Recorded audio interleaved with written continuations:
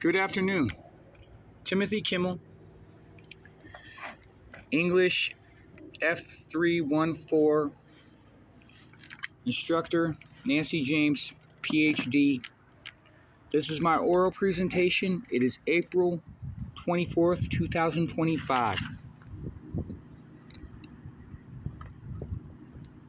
Is an inquisitive mind forged, found, genetic, or are all three aspects of wonder to understand the how and why of events and actions?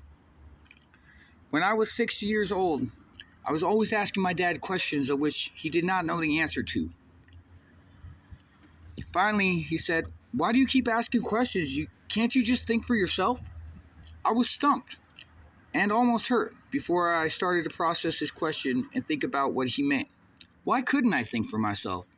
I had never really thought about it before, but I could try and answer the questions I was going to ask my dad before asking him and come up with 3 answers to be on the safe side.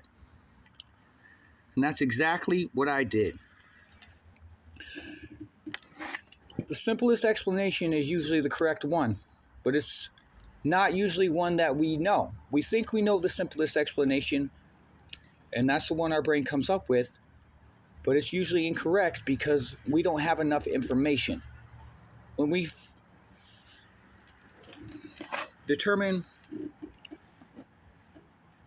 when more information presents itself, then the simplest explanation becomes obvious, and we know why our other explanation is incorrect usually. All advancement to mankind has been through slow and steady study and understanding of our reality at the very smallest level so that we may know the building blocks of life and our universe and where we stand in it.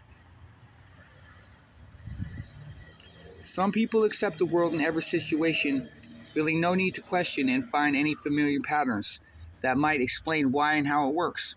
Acceptance is a key to being able to find some semblance of peace and happiness and satisfaction without relying on every aspect of one's life to fall into place before feeling fulfilled.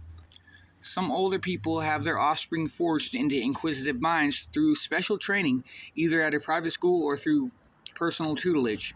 Other inquisitive minds are found and celebrated for their unique gifts of problem-solving skills and tenacity, such as Albert Einstein. Detectives can run in family lines, and cops often join the force because of relatives such as their father and mother as well. Sherlock Holmes has an older brother that is supposedly more intelligent than him and better at problem-solving, only much more antisocial, preferring to stay at home naked. Both Sherlock and his brother are genetically predisposed towards detective work and solving mysteries using deductive reasoning and logical analysis, coupled with intuition from subconscious mind's psyche, effortlessly reasoned and perfectly executed. Through training and practice, recognizing patterns and deducing answers, one can become good at accurately determining answers to life's problems, answering questions with confidence and celebration of the scientific method of hypothesizing. Genetic predisposition to question and answer is prevalent throughout academia, often involving years of research interpretation between collaborating students and professors from different fields as well as universities. Research is often conducted through short survey questions, and statistical analysis using 95% confidence intervals and known sample mean standard deviation and critical value to determine with 95% confidence the results from the sample survey accurately reflecting the broader population. After interpreted data patterns are determined to reflect the truth of the results obtained and accurately utilized, more broad generalizations can be deduced through inquisitive data information and applications using computers to create or using existing templates to understand relationships and patterns hidden in scientific data. This understanding is used to draw conclusions about data and relationships that would otherwise remain a mystery, and with further progress, new questions can be asked and understood. Science is a process that evolves and adapts to added information and technology. We came from a much worse world where we knew less and had less hope of figuring any out. Moving into the future, we move forward towards better understanding, advancement upon scientific breakthroughs, and our best minds stacked upon our success as we navigate scientific obstacles with grace and wisdom, proving our right to succeed. Often we know that every scientific breakthrough drives progress and motivates mankind throughout the world and scientific community. As we move into the future, we become more aware of why and how each breakthrough drives future development and less focused on hypothetical reasons. The quantum world is the invisible realm of extremely small particles, atoms, and subatomic particles, where the laws of physics behave differently, exhibiting phenomena like superposition and entanglement and spooky actions at a distance. We're governed by the principles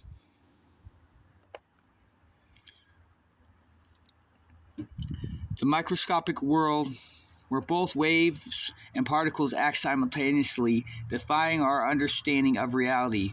With more understanding comes more questions and confusion, as scientists strive to make accurate scientific observations of the quantum world and interactions with particle accelerators, pushing huge amounts of energy to detect quantum phenomena. Advancements in our understanding of quantum world using spectroscopies to refine our understanding of quantum occurrence and structural dynamics. Physicists are like detectives searching for clues in whatever way they can to observe an invisible world through inferred interactions such as quantum entanglement. Astronomers do something similar, where they determine a star's chemical composition, size, rotation, motion, and even estimate its distance by analyzing the star's light spectrum. We know that in 50 years, what we know about the quantum world and physics will be much more accurate than what we know now. It's almost like we can safely ignore most of what we know today as probably inaccurate and ridiculous, but without our current knowledge and pursuits, we will never reach advancement if we do not go through the motions, reaching the point in time where we are technologically ready to know the truth and where we went wrong before.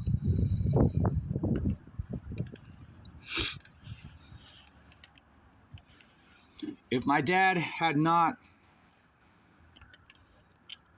started me thinking for myself as a 6-year-old, I might not be the inquisitive person I am today. He did me a favor. At the time, it might have seemed harsh, but I quickly overcame that feeling and am just more thankful that he gave me the opportunity to start thinking for myself. Thank you for your time, and I hope you have a wonderful summer.